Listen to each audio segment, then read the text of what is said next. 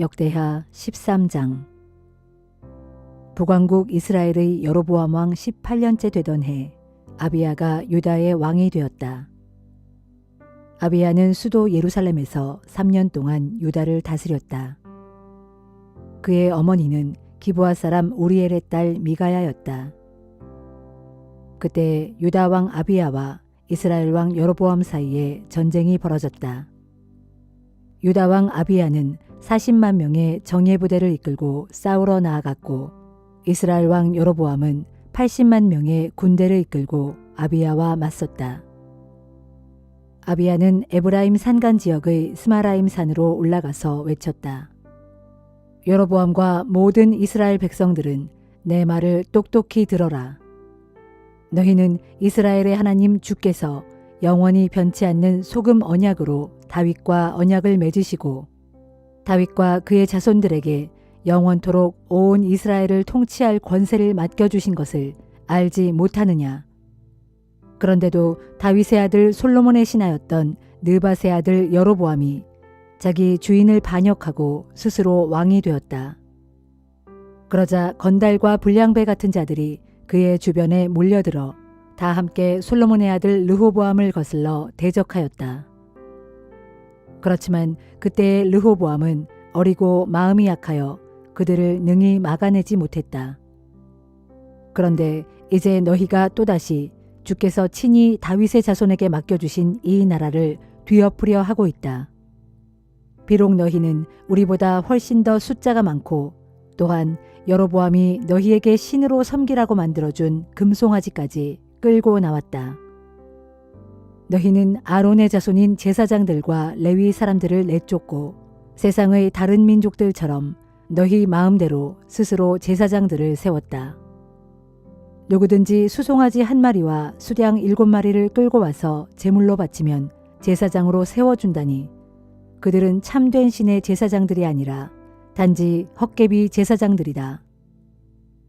그러나 우리는 주를 버리지 않았고 변함없이 주만을 우리의 하나님으로 섬기고 있다. 또한 주의 성전에서 주를 섬기는 제사장들은 여전히 아론의 자손들이고 레위 사람들은 제사장들을 보조하는 일을 수행한다. 우리는 매일 아침 저녁으로 주께 번제물을 바치고 향을 피운다. 제사장들은 깨끗한 상에 항상 12덩이의 거룩한 빵을 2줄로 진열해 놓고 매일 저녁마다 금등대에 불을 켜놓는다. 이렇게 우리는 하나님의 명령에 따라 우리의 하나님을 잘 섬기고 있지만 너희는 그분을 저버린 지 오래이다. 자, 보아라. 그러므로 하나님께서는 우리와 함께 하시는 우리의 편이다. 그분이 우리의 대장이시다. 그분의 제사장들도 너희를 공격하라고 이제 곧 나팔을 불 것이다. 이스라엘 백성들아, 너희 조상의 하나님이신 주와 싸우지 말아라.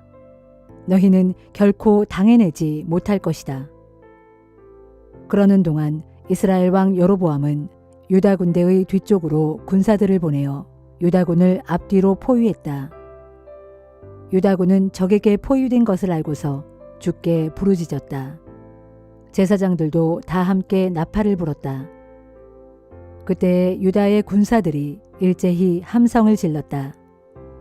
그런 함성을 들으시고 하나님께서는 여로보암과 이스라엘의 군대를 치셔서 그들을 큰 혼란에 빠뜨리셨다. 그러자 이스라엘 군사들은 유다의 군사들 앞에서 도망치기에 바빴다. 하나님께서는 이스라엘 군사들을 유다 군사들의 손에 넘겨주셨다. 그리하여 유다 왕 아비야와 그의 군사들은 이스라엘 군사들을 많이 죽이고 큰 승리를 거두었다. 이 전쟁에서 이스라엘의 군사들 가운데 죽은 자가 무려 50만 명에 이르렀다. 이렇게 이스라엘 군대가 크게 패배하여 완전히 굴복하고 유다 군대가 큰 승리를 거두었다. 이 일이 이렇게 된 것은 유다 백성이 자기들 조상의 하나님 주를 의지했기 때문이었다.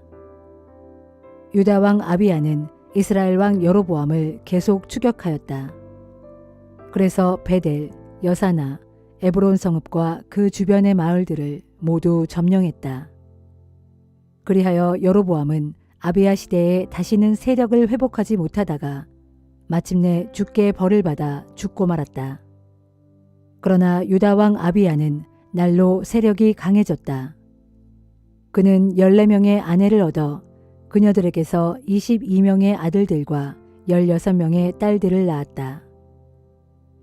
아비야의 통치 기간에 있었던 그 밖의 다른 일들과 그의 행적 및 어록 등에 대해서는 선견자 이도의 연대기에 모두 기록되어 있다. 요한계시록 3장. 사대교회의 천사에게는 이렇게 써보내라. 하나님의 7영과 7별을 가지신 분께서 말씀하신다. 나는 너의 행위를 잘 알고 있다. 너는 살아있다는 과거의 명성은 지니고 있지만 실상은 생명을 잃은 채 죽어 있다. 이제 깨어나라. 그래서 죽어가는 나머지 부분이라도 다시 강하게 하여라. 지금 너의 행위가 하나님 보시기에 결코 만족스럽지 않다는 것을 나는 잘 알고 있다. 그러므로 네가 그 가르침을 어떻게 받았고 또 어떻게 들었는지를 잘 되새겨 그것을 굳게 지키고 회개하여라. 만일 너가 깨어 정신을 차리고 있지 않으면 내가 도둑처럼 갑자기 너에게로 갈 것인데 그러면 너는 내가 어느 때에 너에게 갈지 알 수 없을 것이다. 그러나 사대교회에는 아직 자기 옷을 더럽히지 않은 몇몇 사람들이 남아있다. 그들은 장차 흰옷을 입고 나와 함께 거닐 터인데 그들에게는 그럴 자격이 있다. 이기는 사람은 그들처럼 모두 흰옷을 입을 터인데 나는 그의 이름을 생명책에서 지워버리지 않을 것이고 또한 내 아버지 앞에서와 모든 천사들 앞에서 그의 이름을 인정할 것이다. 들을 귀가 있는 사람은 성령께서 교회들에게 일러주시는 말씀을 잘 들어라. 빌라델비아 교회의 천사에게는 이렇게 써보내라. 거룩하고 참되신 분, 곧 다윗의 열쇠를 가지고 계셔서 여시면 누구도 닫을 수 없고 닫으시면 누구도 열 수 없는 그분께서 말씀하신다. 나는 너의 행위를 잘 알고 있다. 보라, 내가 아무도 닫을 수 없는 열린 문 하나를 네 앞에 두었으니 그것은 네가 비록 연약할지라도 내 말을 잘 지키고 내 이름을 부인하지 않았기 때문이다. 보라, 내가 사탄의 앞잡이들을 너의 손에 넘겨줄 터인데 그들은 스스로를 유대인이라고 주장하지만 실상 그들은 유대인이 아니라 순전히 거짓말쟁이들이다. 보라, 이제 내가 그들을 너의 발 아래 꿇어 엎드리게 할 것인데 그로 인해 내가 너를 사랑했다는 것을 그들로 시인하게 하겠다. 너는 참고 견디라는 나의 명령을 잘 지켰으므로 장차 땅 위에 살고 있는 모든 사람들을 시험하기 위해 온 세상에 들이닥칠 큰 환난의 시기에 나도 너를 보호하여 주겠다. 내가 속히 갈 터이니 너는 네가 가진 것을 더욱 굳게 붙들고 있어라. 그래서 아무도 너에게서 면류관을 빼앗아 가지 못하게 하여라. 이기는 사람은 내가 내 하나님의 성전에 기둥이 되게 할 것이다. 그는 다시는 성전을 떠나지 않게 될 것이고 나는 그 사람 위에 내 하나님의 이름과 내 하나님의 도성 곧 내 하나님께로부터 하늘에서 내려오는 새 예루살렘의 이름을 써둘 것이다. 또한 나의 새 이름도 그 사람 위에 써둘 것이다. 들을 귀가 있는 사람은 성령께서 교회들에게 일러주시는 말씀을 잘 들어라. 라오디게아 교회의 천사에게는 이렇게 써보내라. 아멘이시요 신실하고 참되신 증인이시며 하나님의 모든 창조의 근원이신 분께서 말씀하신다. 나는 너의 행위를 잘 알고 있다. 너는 차지도 않고 뜨겁지도 않다. 네가 차든지 뜨겁든지 하기를 나는 원한다. 네가 이처럼 미지근하여 차갑지도 않고 뜨겁지도 아니하니 차라리 나는 너를 내 입에서 뱉어버리겠다. 너는 스스로 말하기를 나는 부자라서 모든 것이 풍족하고 부족한 것이라곤 하나도 없다라고 하지만 실상은 전혀 그렇지 않다. 사실 너는 네가 비참하고 불쌍하고 가난하고 눈 멀고 벌거벗은 상태임을 조금도 깨닫지 못하고 있다. 그러므로 내가 너에게 엄히 충고한다. 네가 정말로 부자가 되려거든 불로 정련된 순금을 내게서 사라. 또 너의 벌거벗은 수치를 가려서 드러내지 않으려거든 내게서 흰 옷을 사서 입어라. 또 네가 눈을 떠서 보기를 원한다면 내게서 안약을 사서 내 눈에 발라라. 나는 내가 사랑하는 사람들마다 책망도 하고 징계도 내린다. 그러므로 너는 낙심치 말고 열심을 내어 더욱 노력하고 또 회개하여라. 보라, 내가 문 밖에 서서 문을 계속 두드리고 있다. 누구든지 내 음성을 듣고 문을 열면 나는 안으로 들어가 그와 함께 먹을 것이고 그도 나와 함께 먹을 것이다. 이기는 사람에게는 내가 다 이긴 후에 내 아버지와 함께 아버지의 보좌 곁에 나란히 앉은 것 같이 그도 나와 함께 내 보좌 곁에 나란히 앉게 해주겠다. 들을 귀가 있는 사람은 성령께서 교회들에게 일러주시는 말씀을 잘 들어라. 학계 1장. 페르시아 왕 다리오의 통치 2년째 되는 해의 6월 1일 주의 말씀이 예언자 학계를 통해서 스알데엘의 아들인 유다 총독 수룹바벨과 여호사닥의 아들인 대제사장 여호수아에게 전달되었다. 전능하신 만군의 주께서 이렇게 말씀하신다. 이 백성이 말하기를 주의 성전을 지을 때가 아직은 아니다라고 한다. 그때 주의 말씀이 예언자 학계에게 내렸다. 나의 성전은 무너져 황폐한 채로 계속 남아있는데 너희만 잘 꾸며진 집에 살고 있는 것이 옳은 일이냐? 이제 전능하신 만군의 주께서 말씀하신다. 너희가 지금껏 어떻게 살아왔는지 지난 날들을 곰곰이 살펴보아라. 너희가 아무리 많이 심었어도 거두어들인 것이 별로 없었고 아무리 먹어도 배부르지 못했으며 아무리 마셔도 만족하지 못했고 아무리 입어도 따뜻하지 않았으며 일꾼들이 수고하고 아무리 품삯을 받아도 구멍난 주머니에 돈 넣는 격이 되고 말았다. 이제 전능하신 만군의 주께서 말씀하신다. 너희가 지금껏 어떻게 살아왔는지 지난 날들을 곰곰이 살펴보아라. 그러므로 이제부터 너희는 산에 올라가서 나무를 베어다가 나의 성전을 건축하라. 그리하면 내가 그 일로 인하여 기뻐하고 그 일을 통하여 영광을 얻을 것이다. 이것은 나 주의 말이다. 지금껏 너희가 많이 거두어들이기를 원했지만 실제로 거두어들인 것은 매우 적었다. 그것조차도 너희가 집으로 가져왔을 때 내가 입김으로 불어 멀리 날려버렸다. 내가 그렇게 한 까닭이 무엇이겠느냐? 나 만군의 주가 말한다. 보라, 나의 집은 무너져 황폐한 채로 계속 남아있는데 너희는 저마다 자기 집안일만 돌보느라 정신없이 바빴기 때문이다. 바로 그런 까닭에 하늘은 이슬 내리기를 그쳤고 땅은 소출 내리기를 멈췄던 것이다.